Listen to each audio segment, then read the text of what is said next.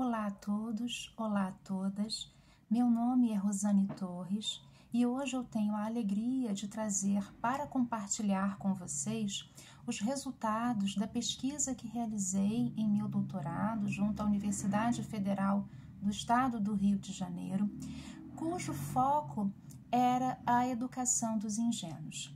Eu trabalho com os discursos, projetos e algumas iniciativas levadas a cabo na cidade do Rio de Janeiro, voltadas para os ingênuos. Mas quem são eles? Os ingênuos aparecem como personagem principal a partir da promulgação da Lei do Ventre Livre, que determinou, entre outras coisas, que os filhos das mulheres escravizadas, a partir daquela data, se tornariam de condição livre. Cabia aos seus senhores, aos senhores de suas mães, quando essas crianças completassem 8 anos de idade, decidirem se ficariam com elas ou se as entregariam ao Estado em troca de uma indenização de 600 mil réis. O que se viu na prática foi que a maior parte dos proprietários ficou com as crianças e as utilizou como mão de obra, sobretudo nas fazendas. Vamos lembrar que nesse momento a produção cafeeira era o carro-chefe da economia do Brasil e, portanto, os ingênuos foram utilizados como farta mão de obra junto de suas mães nessas fazendas.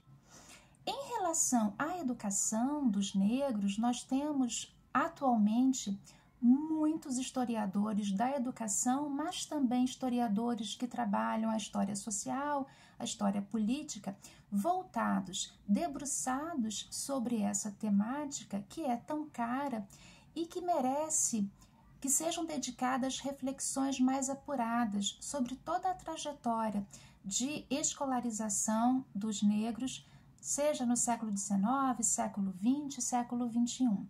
Existem trabalhos importantíssimos e vários livros, teses, simpósios, grupos de estudos que trazem esse tema tão relevante para o centro do debate.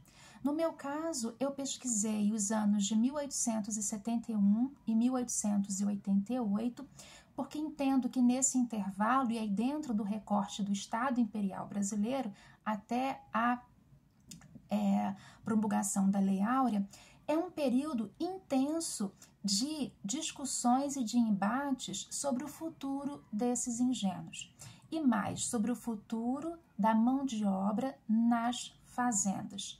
Como que se manteria esses ingênuos, esses egressos do cativeiro, trabalhando nas fazendas, já que se aproximava um novo momento de trabalho, de mercado de trabalho assalariado. E é interessante perceber também essas rivalidades em relação às pesquisas, aos temas que trazem a participação dos imigrantes como trabalhadores, especialmente no pós-abolição. Em relação à educação dos ingênuos, nós percebemos duas vertentes fundamentais nesse momento. Percepções contraditórias e até antagônicas. De um lado, uma perspectiva defendida por senadores, deputados, intelectuais, que defendia uma educação conservadora, vista como benesse por esses proprietários, como uma dádiva, uma oferta aos filhos das mulheres escravizadas, muito sustentada pela religião e de caráter elementar. Era uma educação moral rígida, ao mesmo tempo em que se preconizava uma educação que garantisse a esses menores saber ler, contar, escrever e rezar. Por outro lado, nesse mesmo período, nós percebemos um embate, já que havia intelectuais, também políticos, deputados ou senadores, membros da sociedade civil, libertos e mesmo escravizados, que vão defender a educação como um direito, sobretudo como um dever do Estado de garantir escolas e de garantir que esses indivíduos, ao acessarem a escola e ao acessarem um saber institucionalizado, teriam direito de escolher o seu futuro. É uma diferença sutil, mas muito importante, porque nessa definição de entender a educação como um direito, nós temos uma perspectiva um pouco mais reformista, no sentido de a esses indivíduos caberia a escolha do seu futuro. Essa seria a plena liberdade. Por outro lado, quando se vê uma educação conservadora no sentido não partidário, conservadora no sentido de se manterem as hierarquias e exclusões a que esses indivíduos estavam submetidos desde muito tempo atrás, era uma perspectiva que colocava os ingênuos como mão de obra nas fazendas, como mão de obra talvez assalariada, mas sem escolha. Era uma educação que deveria convencê-los de ficar em seus postos e de perpetuarem a mão de obra, o trabalho que seus pais, que seus antepassados haviam realizado.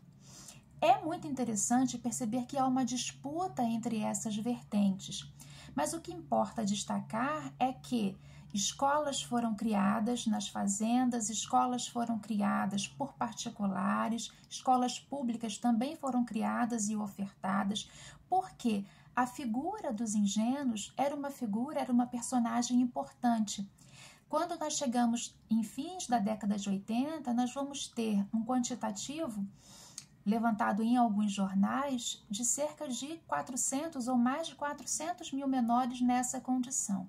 E o que a gente percebe é que, em sua grande maioria, já que a maior parte ficou com os proprietários de suas mães, ficou sobretudo nas fazendas, é que esses menores tinham o seu direito de serem educados, de serem instruídos, negligenciado. Apesar de algumas escolas serem criadas também nas fazendas, a maior parte desses menores tinham que se dedicar muito mais ao trabalho do que à instrução. Isso era uma questão que era debatida e ventilada na imprensa, de que quando era época de colheita não havia funcionamento da escola, porque o mais importante era a garantia, era a certeza de que a economia do país não seria abalada. O trabalho, nesse caso, relacionado à educação, era uma educação que priorizava o trabalho para atender aos interesses dos senhores do que uma educação que poderia fornecer a esses indivíduos mecanismos, instrumentos de escolha quanto ao seu futuro. Esse é um tema importante, é um tema atual e que sinaliza algumas das exclusões e algumas das dificuldades que não apenas os ingênuos, mas os libertos encontraram, sobretudo nas décadas de 80 e 90, 1880, 1890, de ingressarem no mercado de trabalho, mas, sobretudo, de terem acesso à instrução e à educação. Havia muitas disputas nesse sentido e muitos impedimentos, sobretudo no imaginário da época, sobre a permanência de indivíduos com ligação com o cativeiro em escolas de indivíduos, entre aspas, da boa sociedade. Eu agradeço a presença e a participação de vocês nesse debate e espero que possamos dar continuidade a essa questão através das perguntas, que serão muito bem-vindas. Muito obrigada.